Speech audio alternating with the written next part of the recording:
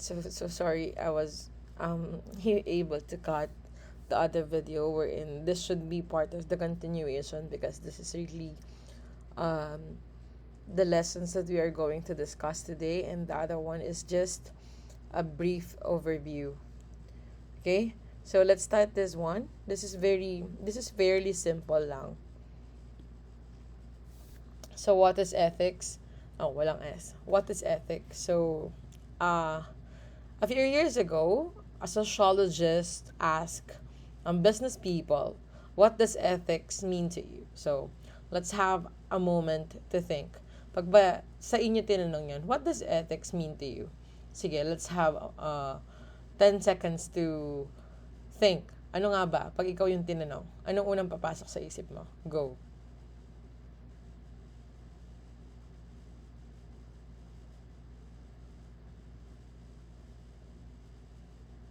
Okay. So, if I were the one na tatanungin when we talk about ethics, I'll be thinking of it as something that, is related to right and wrong.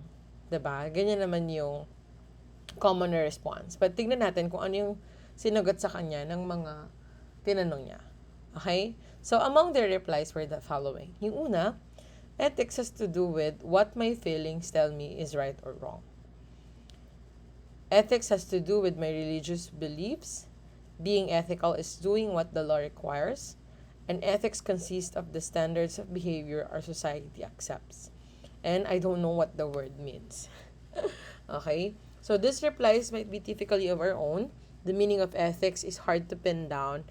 And the views many people have about ethics are shaky. So iba-iba yung views natin about ethics.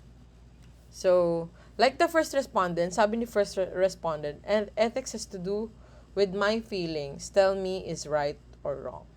This is something to do about her feelings daw, or his feelings, about what is right and wrong.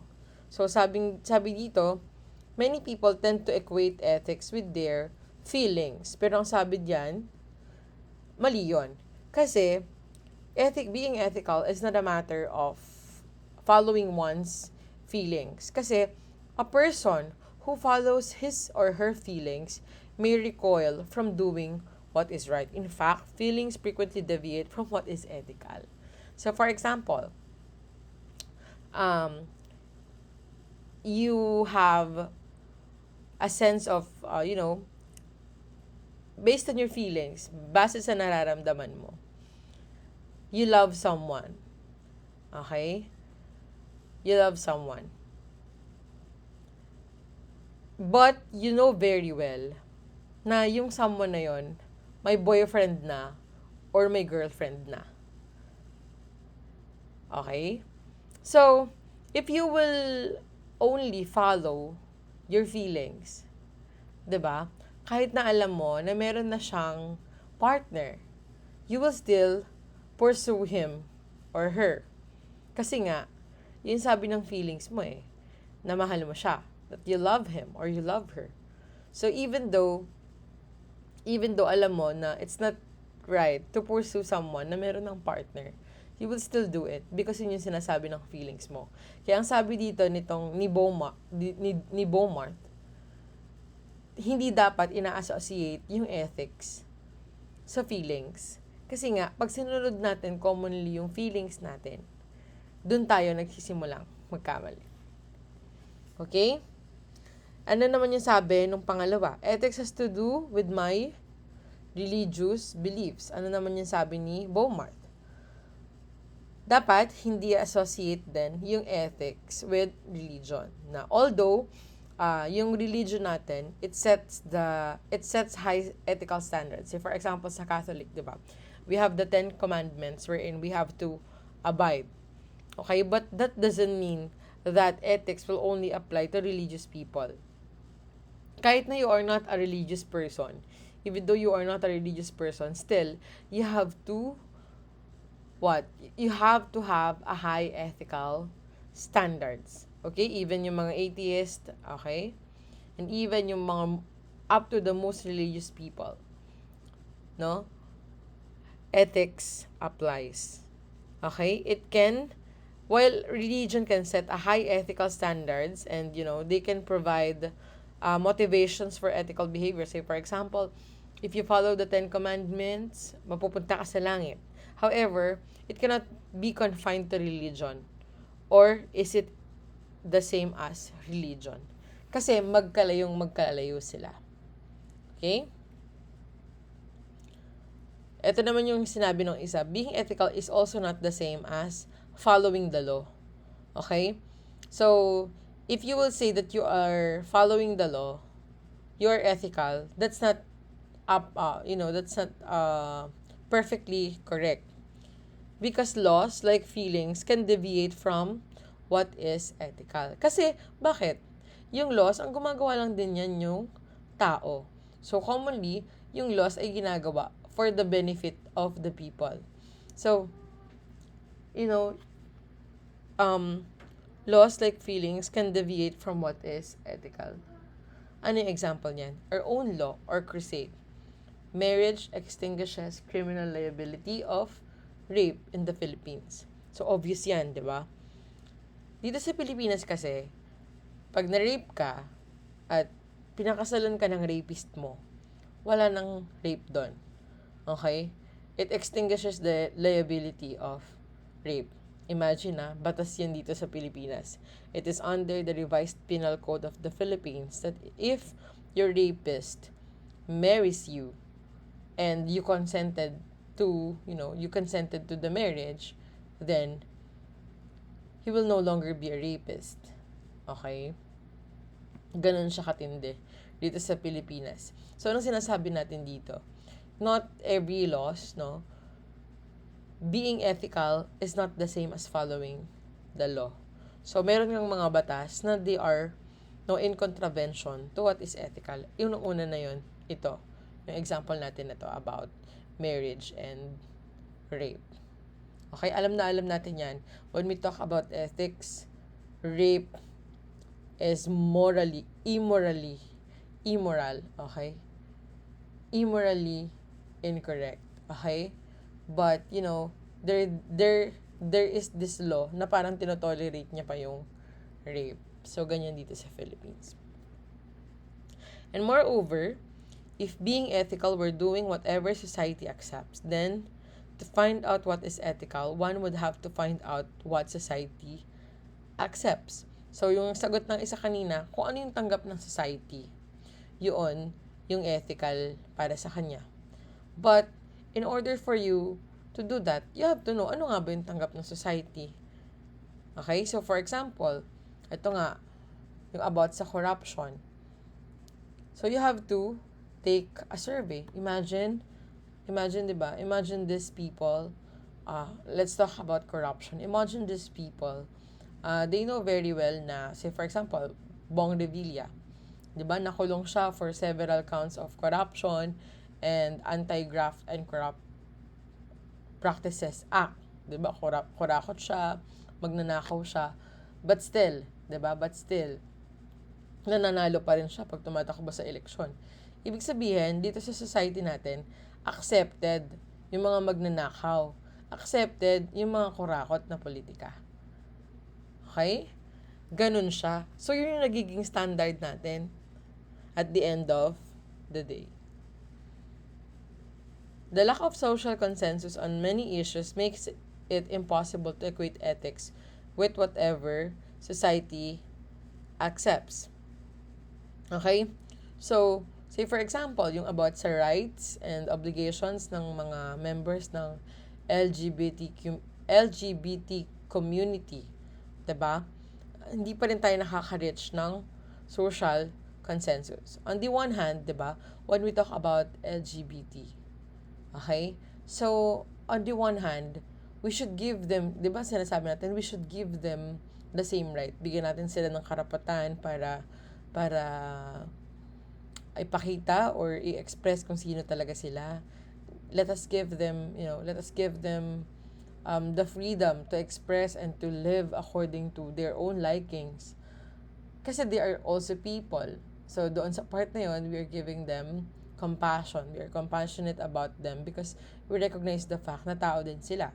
But on the other hand, naman, pag mag-argue, yung iba naman yung mag-argue, hindi pwede kasi um, we cannot tolerate them because ang ginawa lang ng Diyos ay babae at lalaki, something like that. So, hindi nagre-reach ng consensus. Ibig sabihin, meron pa ring ethical standards na sinusunod even though there is no consensus in the society. So, hindi nga siya pwedeng magbase doon sa consensus ng society.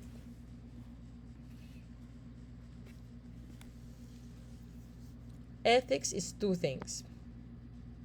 Ito na. First, ethics refers to well-based standards of right and wrong that prescribe what humans ought to do. Okay? Dito pa lang. Dito muna tayo. Usually in terms of rights, obligations, benefits to society, fairness, or specific virtues. Dito lang muna tayo. Isa-isahin natin siya. Standard. Okay? Ibig sabihin yun yung pamantayan na susundin mo sa kung ano yung tama at mali. Usually in terms of rights, obligations, and etc. So, for example, it refers to those standards that impose the reasonable obligations to refrain from stealing, murder, assault, slander, and fraud. Okay? So, these are the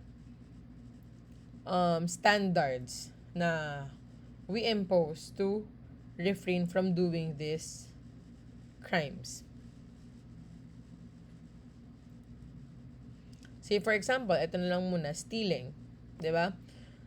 Based on the standards of right and wrong. Why is it that stealing is masama? Stealing is something that is in contravention to what the standards of right and wrong would prescribe because as a anong golden rule? Anong golden rule natin? Don't do to others what you don't want to do unto you. Okay? And we are all given this we are all given to be equal in all our dealings, and we cannot get from someone what is not due to us. Okay? And about murder, ano yung reasonable obligation natin? Protection of life. Meaning to say, only the Creator alone can get back our life. That's why murder is something that is refrained based on our obligations. So ethical standards also include those that enjoin virtues of honesty, compassion, and loyalty. Okay? It includes standards, puro standards yung mababasa nyo dyan, relating to rights such as the right to life, the right to freedom from injury, and the right to privacy. And such standards are adequate standards of ethics because they are supported by consistent and well-founded reasons. So dito, these are few concepts or virtues that, encompasses all of the other virtues. Secondly, ethics refers to the study and development of one's ethical standards. So, as mentioned above, feelings, laws, and social norms can depart or deviate from what is ethical. So, it is necessary to constantly examine one's standards to ensure that they are reasonable and well-founded. So, meaning to say, you have to assess yourself. You have to,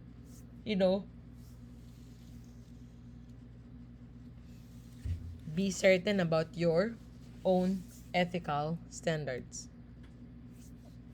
So what is ethics and morality? When we talk about ethics, it is from the Greek word ethos, and morality from the Latin word mores. Okay?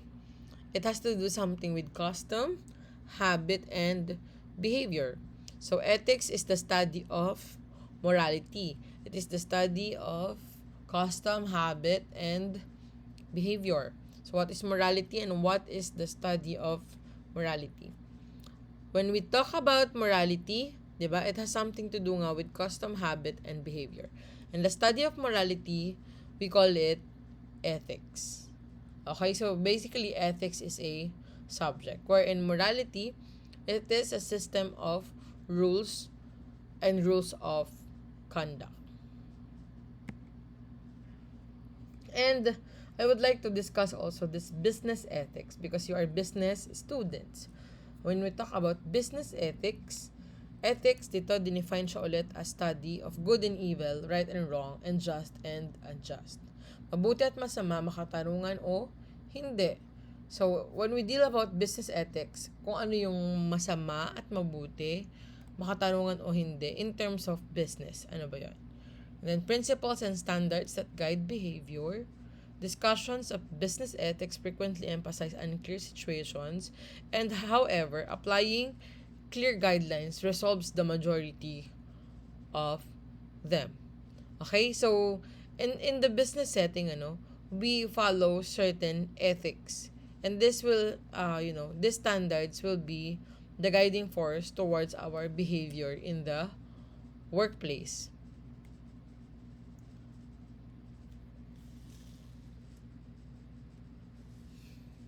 So what are the determinants of business ethics? Una muna, individual factor. Of course, you have to assess yourself. How you are going to portray yourself inside the business setting. Sa pagpasok mo doon, kung ano yung individual factors mo, kung ano yung individual na ethics na you possess on yourself, yun yung dala-dala mo. Hindi mo naman agad maa-adapt kung ano man yung culture na meron doon. Hindi mo naman maa-adapt kung ano yung norm na meron doon. But, ang baon-baon mo pagpasok mo ng business world is your individual factors of ethics. Kung ano muna ikaw. Okay?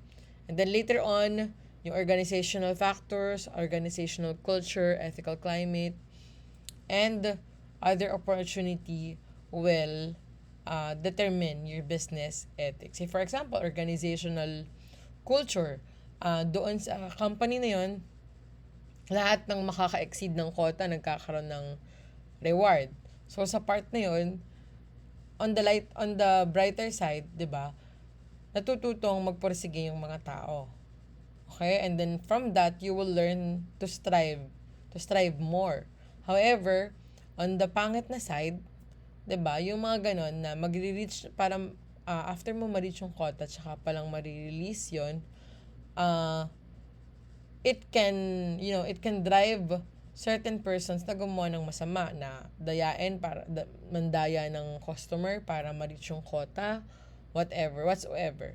So, those are few determinants of business ethics. Ayun. So, eventually maa-adapt mo yung ethics ng organization where you belong. So, what encourages or discourages unethical behavior? There are a lot of things that encourages or discourages unethical behavior. Encourages naman siguro yung mga anong tawag dyan? Mga impossible causes or yung mga sobrang laking mga gifts or bribes para lang ma-achieve yung isang certain milestone. So why be concerned with ethics? Laws are insufficient and do not cover all aspects of gray areas of a problem. Napakalaki ng mundo and you cannot create or enact laws just about everything. So hindi lahat ay covered ng laws. So, ethics papasok yan. So from there, kahit walang batas about it, pwede mong sagutin based on ethics if this is something wrong or this is not right. Okay? Ethical behavior is which is morally accepted as good and right as opposed to bad or wrong in particular setting. So, ethical behavior. So, at organizational level, the ethical features occurs because the norms are not properly designed. Ethical failure are essentially control failures, while internal auditing can check frauds and misappropriate the ethical misconduct can be checked only through properly designed norms and standards. Okay? So, if the norms are not properly designed, doon most likely nagkakaroon ng chance yung mga employees to take on ethical features. Okay, say for example, nabalitaan ko lang sa Jollibee pala, no? Sa Jollibee pala, once na nag-fry ka ng chicken at hindi siya na-sold within, certain or specific time, then, itatapon pala yung mga niluto mo. Hindi yun ipapakain sa inyong mga employee. Kasi, once ginawa yun, ang gagawin mo na lang daw, magluluto ka ng madami and then para may mapakain ka sa iba or para may mauwi ka. Kaya ang strategy ni Jollibee, pag nagprito ka ng madami tapos walang bumili, itatapon yan. Walang makikinabang dyan. So, ang control nila doon, kaysa naman masayang, luluto ka lang ng tama. So, Masciariello and Kirby provide a cybernetic model of instituting ethics program in an organization. Ito yun. Okay? So, this is the environment where you are moving. What are the ethical goals? Compare to laws and ethical codes that are being followed. Okay, kung ano yung gusto mong ethical goals, you have to compare it to the laws and ethical codes being followed on a certain state. And then you have to check significant deviations and take on remedial action kung meron. Pag wala naman, yan, follow na. So, why individuals and organizations indulge in unethical conduct and practices? Madaming mga reasons. Pwedeng yung reason na yan, personal reasons. Pwede din namang iba, trabaho lang, yung reasons nila. So, the overall environment is one of corruption and moral decay. And the effective management of ethical issues requires that organizations ensure that their managers and employees know how to deal with ethical issues in their everyday work lives. Okay? So, meaning to say, yung mga empleyado, they have to deal with other ethical issues in their everyday work lives. Kaya nga, di ba, for example, teacher, meron silang sinusunod na libro, which is the Code of Professional Ethics. So, from that, you will be guided on how you are going to discharge your everyday work. Okay? Organizational members must first understand some of the underlying reasons for the occurrence of unethical practices. Okay, so in this case, some of the underlying reasons for the occurrence of unethical practices, dapat alamin mo muna kung saan siya nag-uugat. Okay? And there are some common rationalizations used to justify unethical behavior are easily derived from Gellerman. So, ayan, search nyo na lang si Gellerman and pretending the behavior is not really unethical or illegal. And excusing the behavior by saying it's really in the organization's or your best interest and assume the behavior is okay because no one else would ever expect to find out about it. And expecting your superiors to support and protect you if anything should go wrong. Ito, di ba, napakaganda ng mga provisions from here. So, these are surveys, Commonly, yung unethical practices inside the workplace, 91% niyan, yung mga empleyado mismo yung gumagawa. And then, 91% inappropriate gifts. And then, sexual harassment in the workplace, 91%. And other unauthorized payments, 85%. So, sinasabi dito, anong mga areas ng government yung madaming incident of unethical behavior? Unang-una, government. Lalo naman dito sa Pilipinas, baka hindi lang to 66. Baka 80% or 90%. Sales, law, media, finance, medicine, banking, or manufacturing. Okay? So, sila yung mga hierarchy ng mga tao na, they are committing unethical behaviors inside their areas. Unang-una nga talaga sa government, dyan kasi uso yung mga padulas, magpapakilala, palakasan system, and everything. Okay, ayan yung mga kickbacks, pagtuturo sa company, and other conflict of interest. And the language of ethical lapse. So, everybody else do it. So, akala mo yun na yung tama. Kasi, everybody else do it eh. Lahat ginagawa yan eh. So, for example, yung pagpila nga tuwing eleksyon, lahat yan halos ginagawa ng mga tao. But that doesn't mean na yun yung tama. And if you don't do it, someone else will. Kung hindi mo gagawin, may ibang gagawa. And that's the way it has always been done. Eh, gano'n naman talaga lagi, di ba? Yung parang, ikaw nga ganito ikaw nga ganon, di ba? Yung may kasamang sumbat. And that's the way it has always been done. Ganito yun ganito yung ginagawa namin dati. Di ba? Not how you do it. And we'll wait until the lawyers tell us it's wrong. So, hindi lahat ng legal, yun yung ethical. And that it doesn't really hurt anyone. Wala namang nasasaktan, wala naman akong naapakang tao, something like that. 'Di ba yung mga ganong eksena nyo? Wala naman akong natapakang tao. And the system is unfair. Pag hindi pabor sa yung sistema, para sa iyo unfair siya.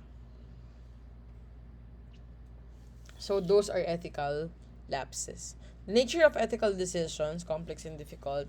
So everyday daw yung mga managers, they confront facts and values when making decisions. Of course, that is a manager's prerogative, dyan siya binabayaran, to confront in making decisions. And knowledge of consequences are limited, and existence of multiple constituencies, conflict of interest, and multiple constituencies can also use ethical arguments to justify their position. And what is the cost of unethical business practices?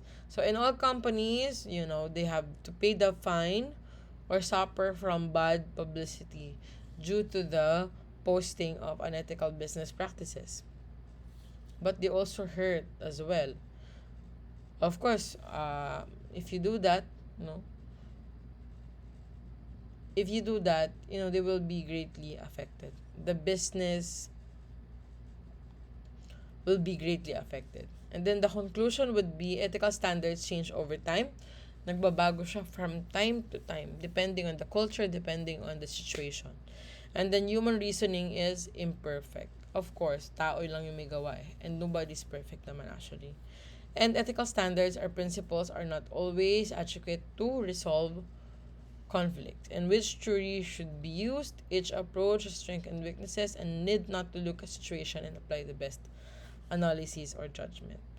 And then, end of slides show. Thank you.